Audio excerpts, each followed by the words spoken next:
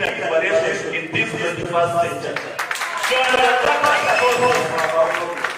you cannot start a movement and take us back to people who serve the voice government. You are right. We need new people with new character, with new argument, political and professional argument to drive this country to where it is to be. We are not going to sugarcoat. This is not going to be a cosmetic. It's not going to be another affair. You are either with us or without us. The light is on. The light is on. The light is on. And I want to take my friend Karol. Hakuna kurudi kwa tribal grouping. Msituambie hapa ati hata kama bora mtu aende unaweza jiunga na huyu na huyu. Wacha watunge katika president wao. This is our generation. All tribal grouping must come and support people like that. And if Muna is not going to be a presidential candidate, the only person who will allow Muna to deputize is Maranga. Nobody else.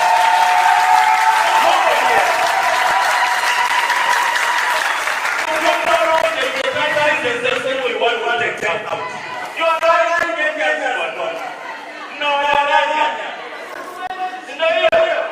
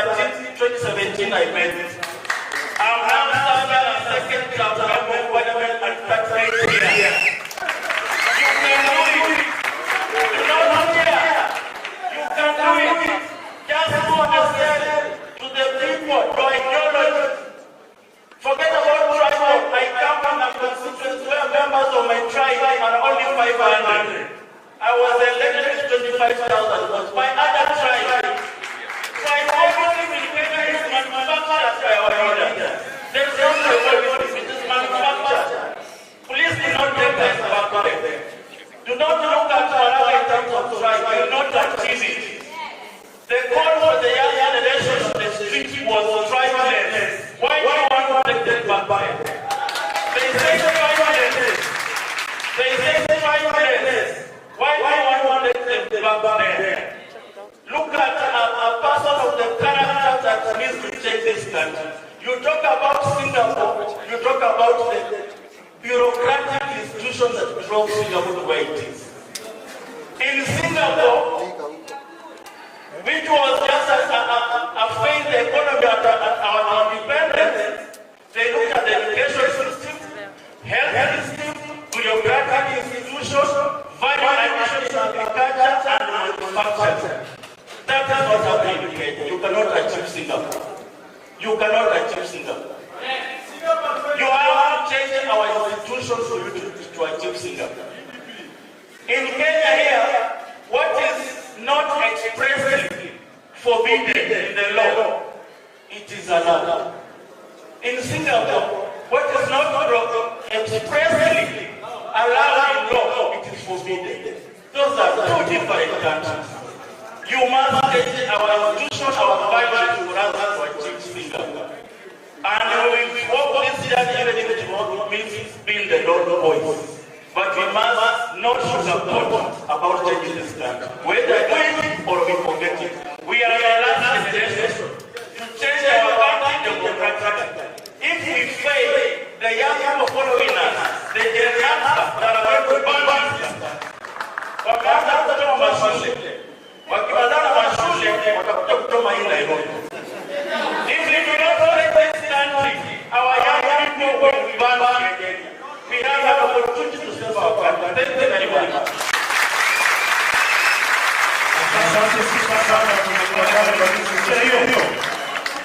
Number one, each generation, as Franz saying, must discover its mission in relative obscurity, fulfill it or betray it in relative opacity. You must find your mission as a generation.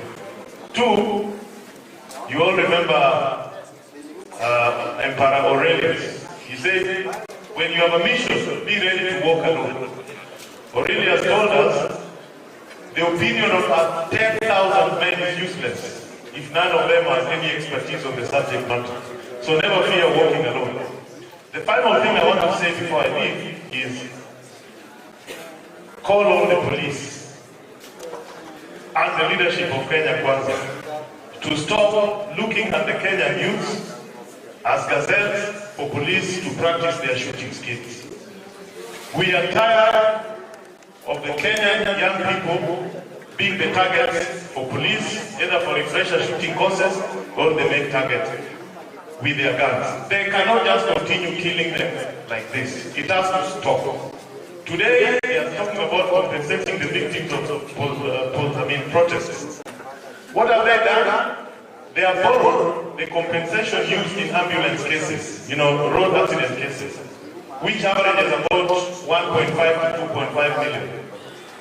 When a car knocks you down as a young unemployed man, that is normally the compensation. It ranges in that area.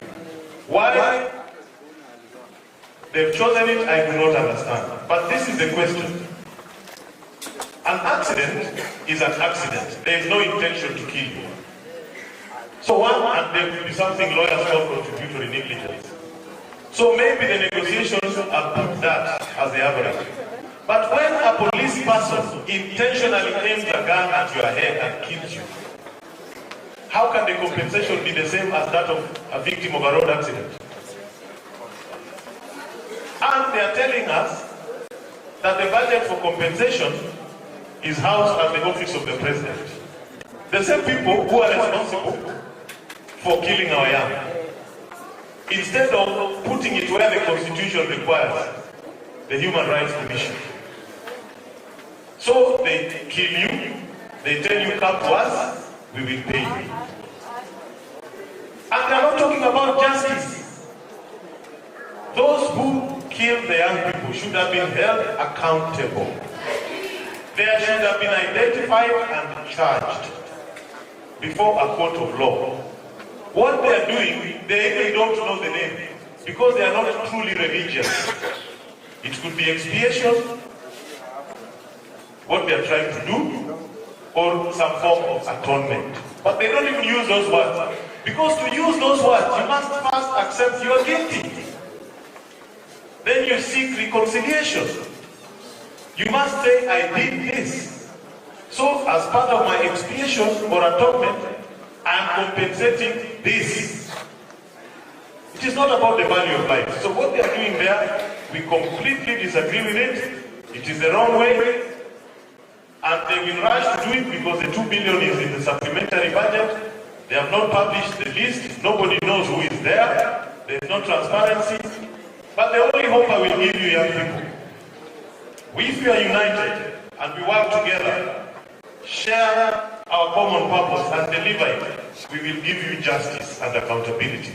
Thank you very much. May God bless you, Justice Maraga. We wish you all the best. Thank you very much.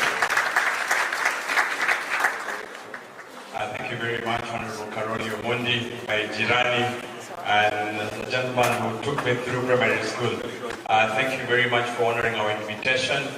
And just two things before I invite the next segment. I invited you here because I'm a former member of parliament. That is why I wanted you to invite you as a former member of parliament. Now I'd like to put on my other cap, which is the co-leader of the party. But before I do that, Honorable Karoli, I want to say two things just before you do. Number one, and it's a convention we've had at the party level, at the party leadership level, is that we are committed to working with like-minded leaders who are value-based, and that is the reason why, as the leadership, Honorable David Maraga did invite Leader Mwananchi here, and we shall work together, It's our commitment. The second thing we're also committed to do, which I can confirm, is that we're also committed to be part of the July 24th event at the Renaissance Party as part of the leadership. We discuss this on Amisi, and we shall commit. What we must not do, fellow Kenyans, is we shall not go back to the status quo.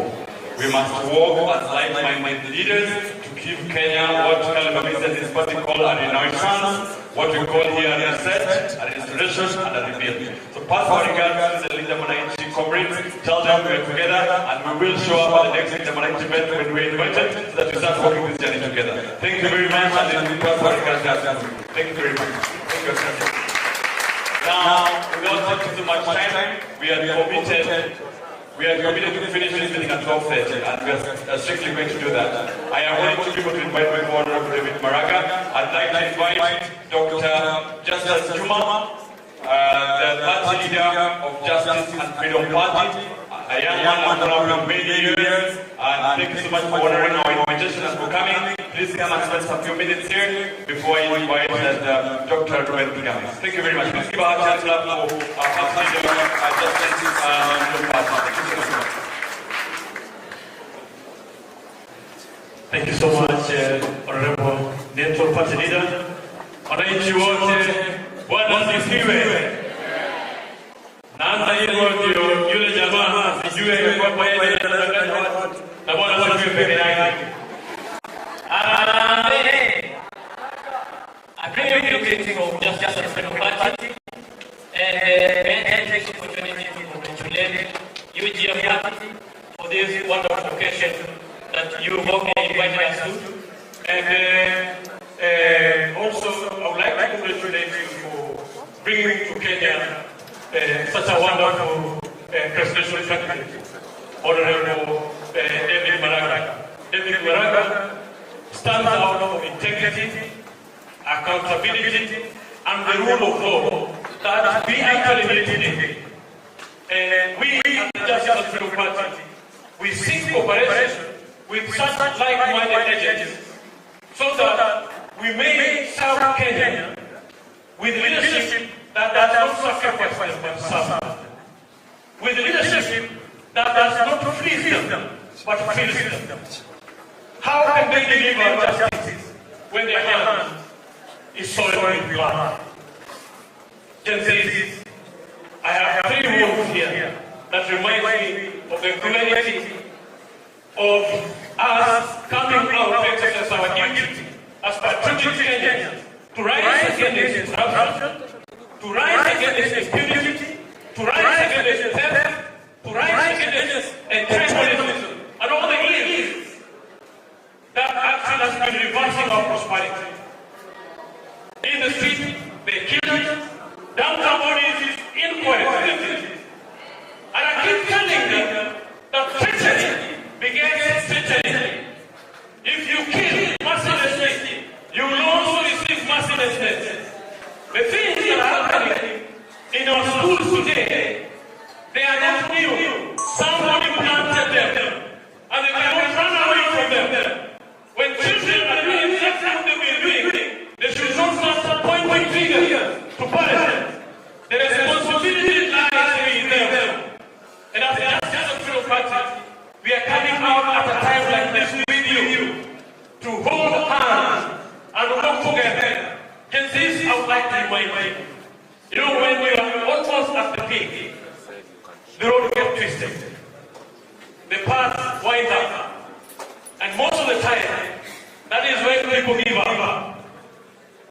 The call to liberate our country economically, that call is new, like never. Thanks to my brother Amisi.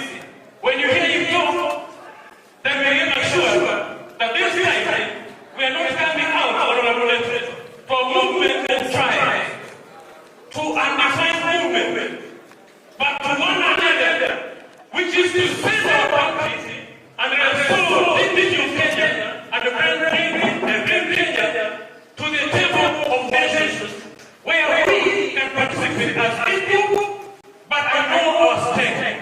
Kenyans be a second now, given opportunity. And that is the energy and that's the call. We are reaching out and we will continue to work together. Honorable Minister, we will launch together the movement. Wangapi watakuwa hapo? Tutatokea. Mpaka kujifile. Mpaka kujifile. Hakuna mtu anakuona. Mbarikiwe sana na Mungu abariki Kenya. Thank you very much, Comrade Juma. Colleagues, I have just the last two speakers, and I have been told that the DJ wants to warm up our legs. DJ, give us a number.